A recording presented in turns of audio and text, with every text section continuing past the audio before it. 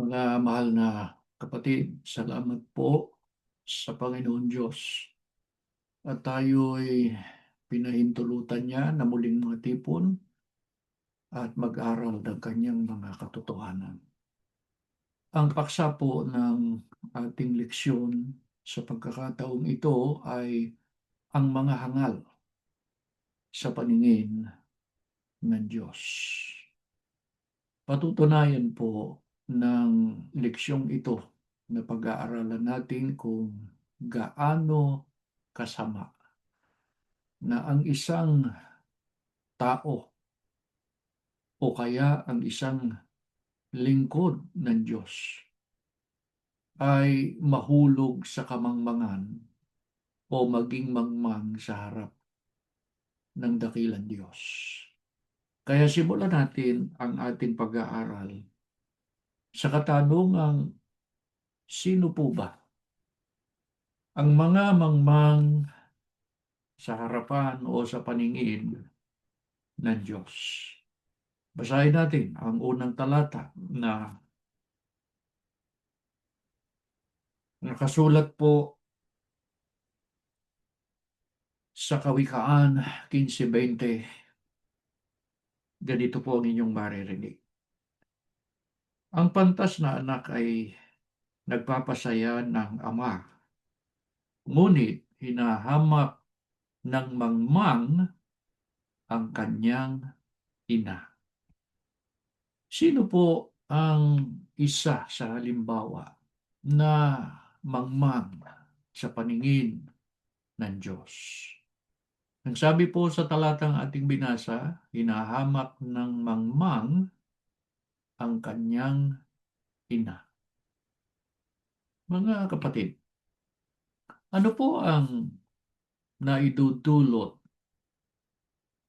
sa magulang pagka sila ay hinahamak, nilalapastangan ng kanilang mangmang na anak?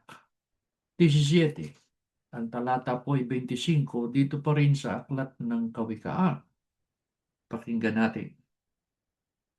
Ang mangmang na anak ay hirap sa kanyang ama at kapaitan sa nanganak sa kanya.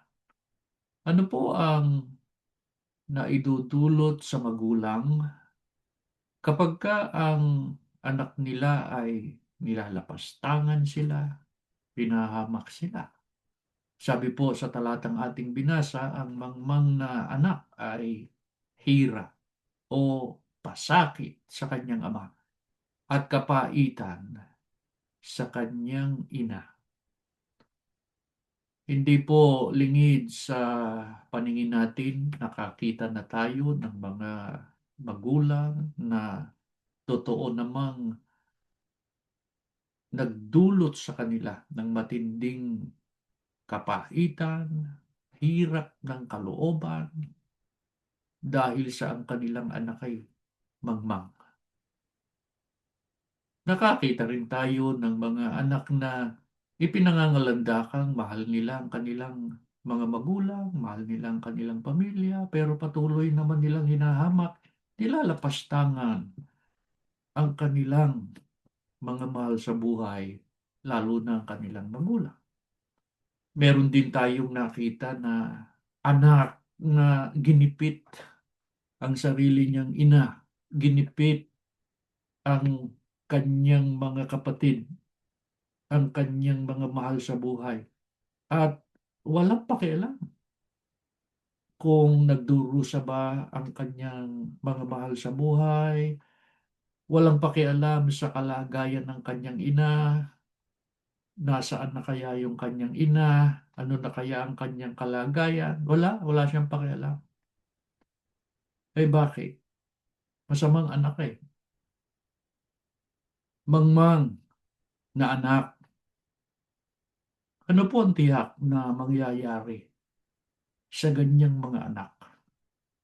Hinahamak ang kanyang magulang, hinahamak ang kanyang mga mahal sa buhay, lapastangan sa kanyang ama at sa kanyang ina.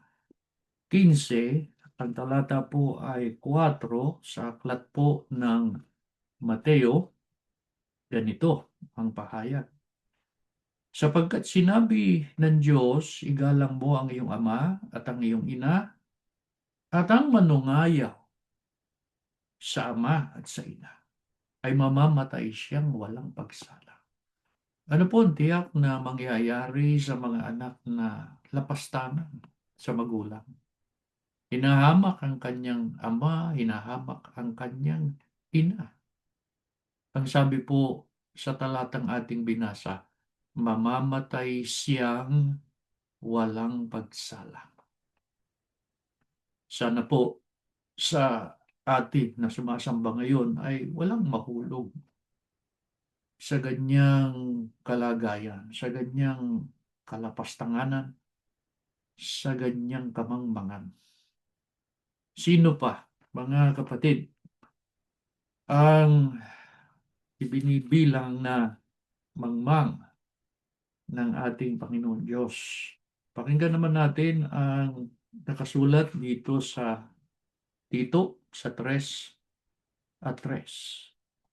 Sapagkat tayo rin naman ng unang panahon ay mga mangmang, mga suwail, mga nadaya, na nagsisipaglingkod sa sari-saring masasamang pita at kalayawan na nangamumuhay sa masasamang akala at kapanagilian, mga napopuot, at tayo'y nangagkakapuotan. Sino pa po ang ibinibilang na mangmang ng ating Panginoon Diyos? Batay po sa pahayag ng mga apostol na ating binasa, ang sabi, tayo rin naman ng unang panahon ay mga mangmang. Bakit? Tayo'y suwail, nagsisipag lingkod sa sari-saring masasamang pita at kalayawan. Nabubuhay ang iba sa atin sa kalayawan, sa kasalanan, noong hindi pa tayo natatawag sa kaliwanagan at sa kaligtasan. Subalit, ang dapat nating mapansin ay hindi lang ang gayon ang mga mangmang sa paningin ng Diyos, kundi may binabanggit na mga nadayaan niya. Kalimitan, mga kapatid, pagka mag-isang tao ay nakita natin, nabalitaan natin na nadaya, ay kinakaawaan natin eh. Pero higit sa lahat, yung nadaya, bunga ng kamangmangan, bunga ng kanyang kapabayaan, ay dapat lang kaawaan. Bakit? Sapagkat mangmang siya sa paningin ng Diyos. Sino pa? Ang sabi sa talata ay napopuot, nabubuhay sa kapuotan. Kaya kawawa yung mga kapatid na napuot sa atin eh. Kawawa yung mga kapatid na nagtatanim ng puot sa kapwa, lalo na sa kanyang kakapatid. Sila po ay nakahanay sa mga itinuturing na mangmang ng ating Panginoong Diyos. Bakit po kaya ang mga nadaya, yung mga napopoot, yung ibinibilang ng Diyos na mga mangmang ay totoong kaawa-awa? Kaya hindi tayo dapat na matulad sa kanila eh. Pakinggan natin. Sa Apokalipsis 20, ang talata naman po ay 10. At ang dyablo na dumaya sa kanila ay ibinulid sa dagat-dagatang apoy at asopre na kinaroroonan din naman ng hayop at ng bulaang propeta at sila'y pahihirapan araw at gabi magpakailanman. Bakit po yung mga mangmang, mga nadaya, mga napupuot ay totoong kaawa-awa? Kaya hindi tayo dapat na tumulad sa kanila eh. Sapagkat Pagdating po ng araw ng paghukom, yung mandaraya at yung nadaya, kapwa ibubulid sa dagat-dagatang apoy. Katumbas po ng hindi sila maliligtas. Sa kasalukuyang kalagayan po ng marami sa atin ay lalo tayong mag-ingat sa kung sino ang ating pakikinggan.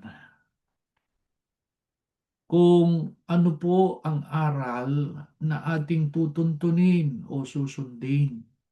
Sapagkat kung maalaala ninyo, ang pahayag ni Apostol Pablo sa Galacia 1:6-8 ay nagbabala si Apostol Pablo na hindi tayo dapat na napadadala sa mga nangangaral ng ibang ebanghelyo. Ibig sabihin, yung ang iniaaral ay salungat sa aral na tinanggap natin at labag na sa mga aral ng Diyos at tunay na doktrina na tinanggap natin mula sa mga tunay na sinugo ng Diyos.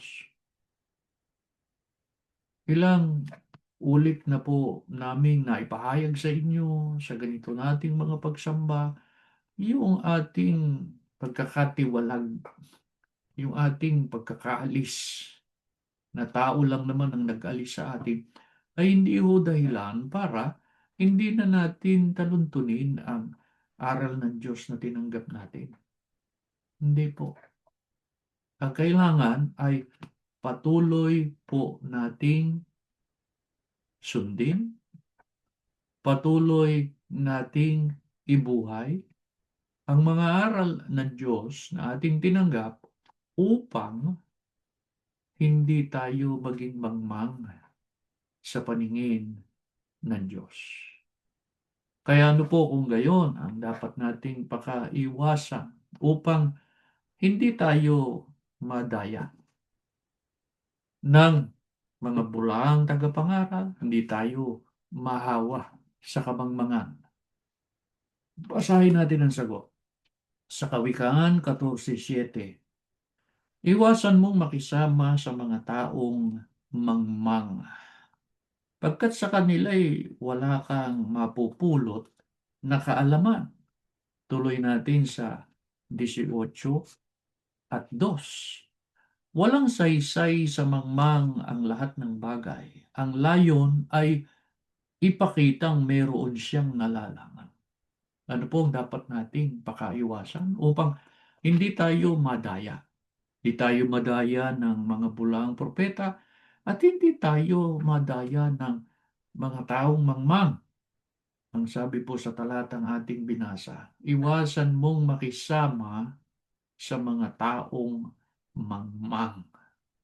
Kaya piliin natin kung sino yung ating sasamahan. Piliin natin mabuti kung sino yung ating pakikinggan. Kaya nga, tayo mga kapatid, hindi tayo kailanman makikisama dun sa mga gumagawa ng katiwalian gumagawa ng mga kasamaan. Kung ang pasya nila ay gumawa sila ng kasamaan, kung ang naging pasya nila ay mabuhay sila sa kamangmangan, eh sila na lang yun. Huwag tayong tutulad sa kanila.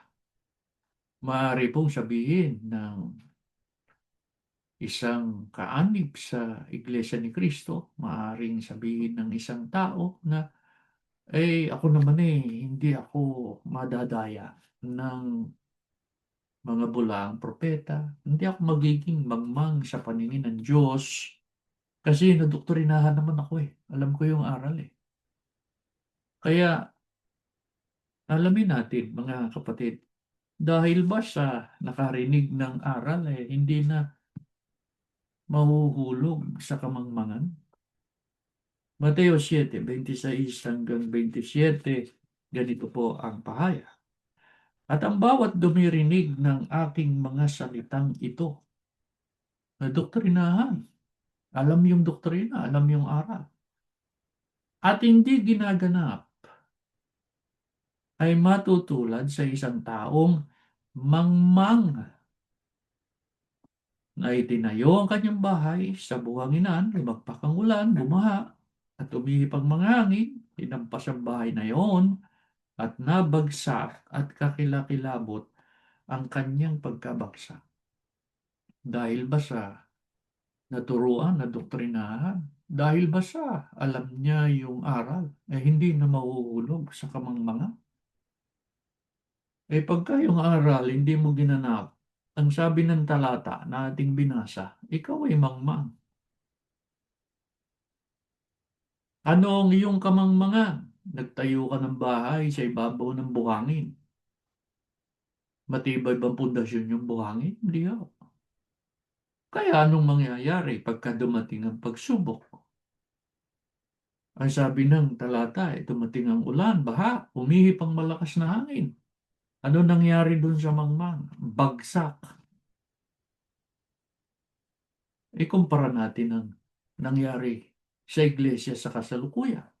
Ang kalagayan ng iba nang dumating ang pagsubok sa iglesia, nang dumating ang pagsubok sa pananampalataya. Dahil sa hindi nang hawak sa aral, ano nangyari doon sa iba? Bagsak. Ano ang ginawa nung iba? Nakinig na sa maling aral. Ang pinakinggan na ay yung nananangan na sa kanyang sariling katalinuhan. Niyakap na ang ibang pananampalataya. Yung iba naman ay nagtayo na ng sarili nilang iglesia. Bakit? Dahil ba sa yung mga taong yun hindi nadoktrinahan, hindi alam yung salita ng Diyos na tunay? Alam nila. Bakit nangyari sa kanila yon? Hindi naman sumampalataya, hindi naman sinunod na patuloy ang kautusan na kanilang narinig. Kaya nahulog din sa kamangmangan. Sino pa? Ang halimbawa na mangmang sa paningin ng Diyos. Babasahin natin ang Awit 14:1.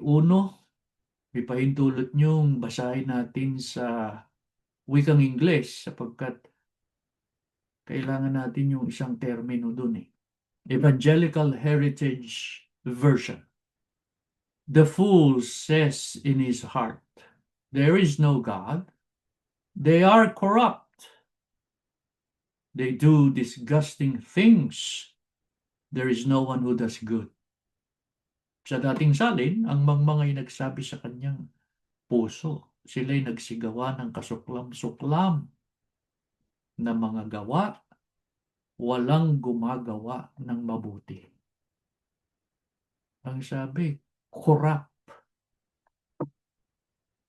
At dahil sa sila'y corrupt, gumagawaan niya sila ng kasuklam-suklam na mga gawa. Ano po ang katwiran ng mga taong ito?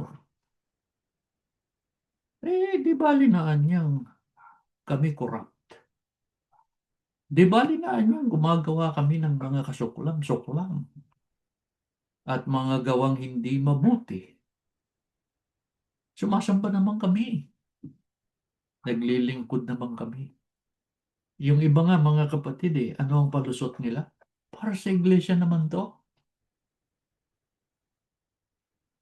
Mga kapatid, madadaya kaya ng sino man ng Diyos?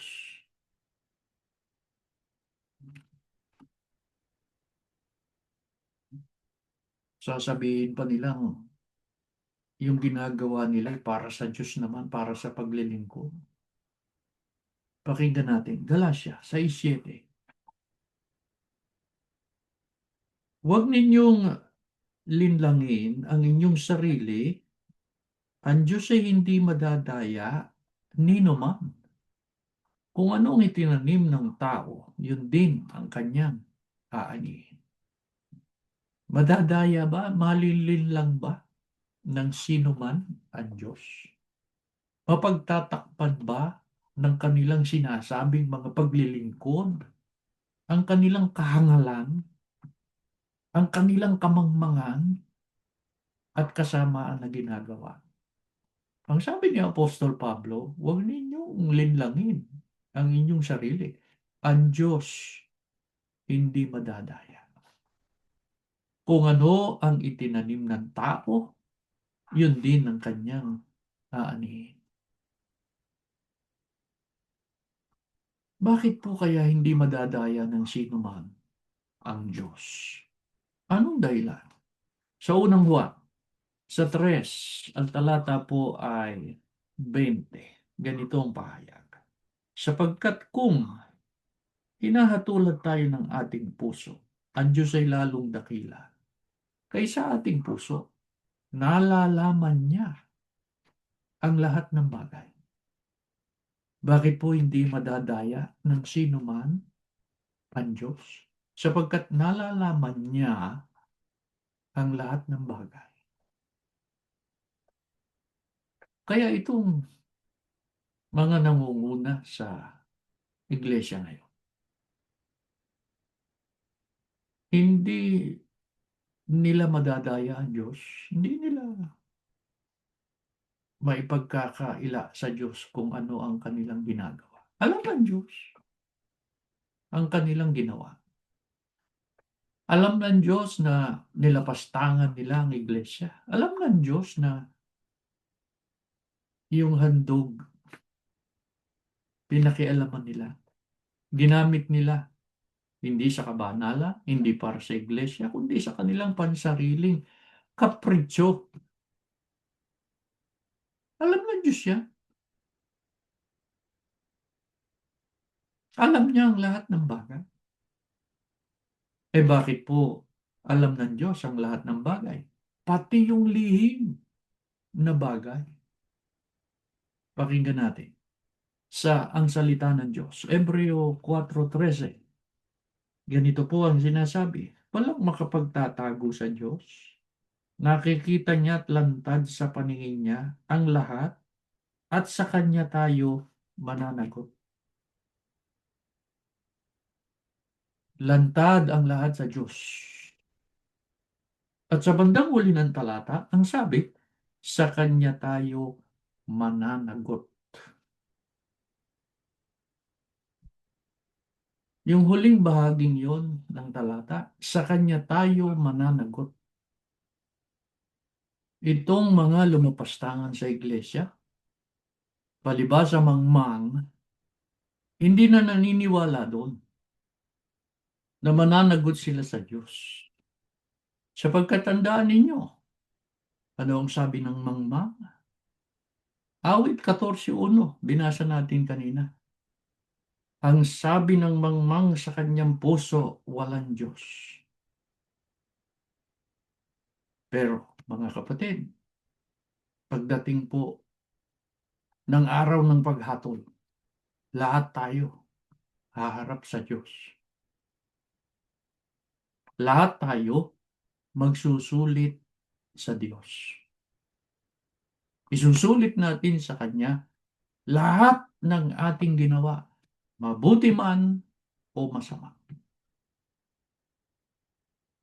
Kaya mas maganda, mga kapatid, habang hinihintay natin ang araw ng paghatol, yung araw na tayo magsusulit sa harapan ng Panginoon Diyos, mag-ipon tayo, magtipon tayo ng mabubuting gawa para yun ang ipagsulit natin sa Diyos. Paano po yung pagsamba ng mga mangmang? Paano yung kanilang paglilingkod? Paano yung kanilang mga pagpupuri na sinasabi? Ano po damdamin ng Panginoon Diyos sa kanilang mga pagsamba, sa kanilang mga aktibidad? Pakinggan natin ang Amos sa 5:21 hanggang 24 dito po sa salita ng Diyos. Sinabi ng Panginoon sa mga Israelita, napupot ako sa inyong mga pista.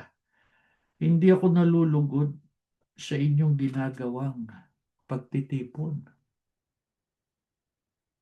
'Di ba? Sa 5:21 hanggang 24, ganito po ang sinabi ng Diyos. Sinabi ng Panginoon sa mga Israelita, napupot ako sa inyong mga pista. Hindi ako nalulugod sa inyong ginagawang pagtitipon. 'Di ba? Sa 5:21 hanggang 24, ganito po ang sinabi ng Diyos. Kahit dalhan pa ninyo ako ng sari-saring handog, kahit pa ng pinakamabuting handog, ay hindi ko tatanggapin. Tigilan na ninyo ang maingay ninyong awitan. Ayokong makinig sa tugtog ng inyong mga alpa.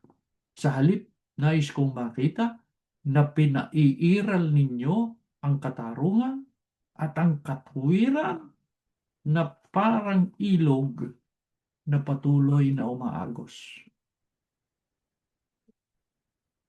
Nagagalak ba ang Diyos sa pagsamba ng mga hangal, sa pagsamba ng mga mangmang? Hindi ho. Ang sabi ng Diyos, tigilan na ninyo yan. Kahit pa, dalhin nyo sa akin ang pinakamainam na handog. Hindi ako makikinig sa inyo. Ano ang nais ng Diyos? Ang sabi ng Diyos, ang nais ko, ipatupad ninyo ang katarungan at ang katwiran. Ipatupad ninyo ito na parang ilog na patuloy na umaagos. Iyan ang nais ko, ang sabi ng Diyos. Pero sa nangyayari ngayon, hindi nagagawa yan. Hindi natutupad yan. Kung saan-saan kinakaladkad ang mga kapatid, kung saan-saan kinakaladkad ang iglesia. Pagkatapos sasabihin, ang iglesia ay malwalhati pa. Pagkatapos sasabihin, sa kaligtasan to. Kamangmangan. Mga kapatid, paano natin maiiwasan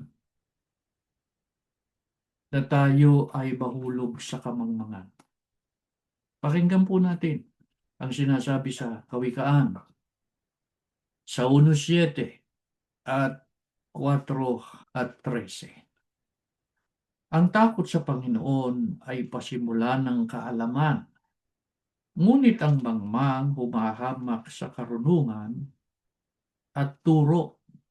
Hawakan mong mahigpit ang turo, huwag mong bitawan, iyong ingatan sapagkat siya'y iyong buhay. Paano po natin maiiwasan na tayo ay mahulog sa kamangmangan? Ang sabi po sa talata, ang takot sa Panginoon pasimula ng kaalaman. Anong uring takot po yung binabanggit dyan? Hindi yung takot na umaalis o kaya'y umiiwas dahil sa takot. Hindi. Ang pagkatakot na tinutukoy dyan ay pagkatakot sa kautusan ng Diyos, pagsunod sa kautusan ng Diyos. Maliwanag po ang sabi ng Biblia. Ang pagkatakot, pasimula ng kaalaman. Paano yung mangmang? Ay, wala nga kaalaman eh. Wala yung turo sa kanya. Nananangan lang yun sa kanyang sariling kaalaman. Pero tayo hindi. Mananatili tayo sa harap. At dahil sa ang pagkatakot, ang pagsunod ay pasimula ng kaalaman.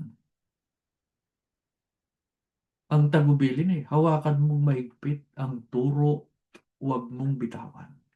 Iyong ingatan sapagkat siya'y iyong buhay. Paano pa natin mapatutunayan, mga kapatid, ang pagkatakot sa Panginoon? Mabuhay tayo ng may kabanalan.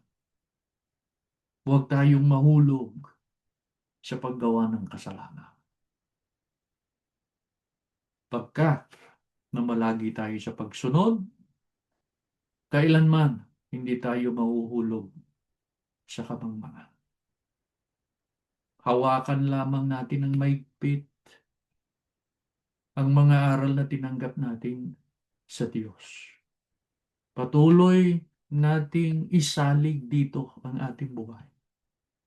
Kailanman hindi tayo maliligaw. Alalahanin natin, mga kapatid, Kaya tayo nilalang. Kaya tayo buhay. Kaya tayo sa Diyos ay para sundin ang lahat ng kanyang kautusan. Yan ang dahilan kung bakit tayo binigyan ng buhay ng Diyos. Mga kapatid, saan man kayo naroon, ano man ang kalagayan ninyo, kung kayo man ay nasa kalagayan na patuloy na ginigipit, kung kayo man ay nasa kalagayan na halos mainip na kayo sapagkat kailan ba matatapos itong pagsubok na ito, mga kapatid, huwag kayong mawala ng pag-asa. Pumanatag tayong lahat. Pagtalagahan natin ang mga pagsamba. Pagtalagahan natin ang pagsunod. May awa ang Diyos. Matatapos natin ang takbuhin ito. Yan po ang ating leksyon, mga kapatid. Tumayo kayo. Tayo mananalangin. Panginoon po namin Diyos, salamat po ng maraming marami sa iyo. Sagana ka sa pagtuturo sa amin ng iyong mga kalooban. Hinihiling namin, Ama, patuloy namin itong pahalagahan sa paraang sundin namin itong patuloy hanggang sa matapos na namin ang aming takbuhin. Basbasan mo po ang iyong mga lingkod na sumasamba sa pagkakataong ito. Alam mo po kung ano ang kalagayan ng marami sa amin. Salamat, Ama. Binigyan mo kami ng tatag ng kalooban na malagi kami sa paninindigan sa panig ng iyong mga salita. Aman Diyos, huwag mo sana kaming pababayaan. Alam naming may mga pagsubok pa na darating sa aming pananampalataya. Tulungan mo po kami marating namin ang kasakdalan ng aming pananampalataya upang kami maging mapalad pagdating ng araw ng paghuhukom. Alam namin sa balaod madali, darating ang wakas. Darating ang araw, haharap kami sa iyo. Nawa po, Ama, sa araw ng paghahatol, maisulit namin, naging tapat kami sa iyong mga aral, sa iyong mga salita. Iningatan namin ito sa kabila ng mahigpit na mga pagsubok na dumating sa aming buhay. Hindi namin kayang gawin ito kung kami lang, Ama. Kailangan namin ang iyong gabay. Ibiyaya mo sa amin tuwin na ang lakas, ang tibay ng aming pananampalataya. Nananalig naman kami, Ama, na sa panahong halos wala nang tumulong at magmalasakit sa amin, doon mahahayag ang iyong kapangyarihan. Salamat po, Ama. Hindi mo kami pinabayaan hanggang sa panahong ito. Patuloy naming nasasamba ang napakabanal mong pangalan.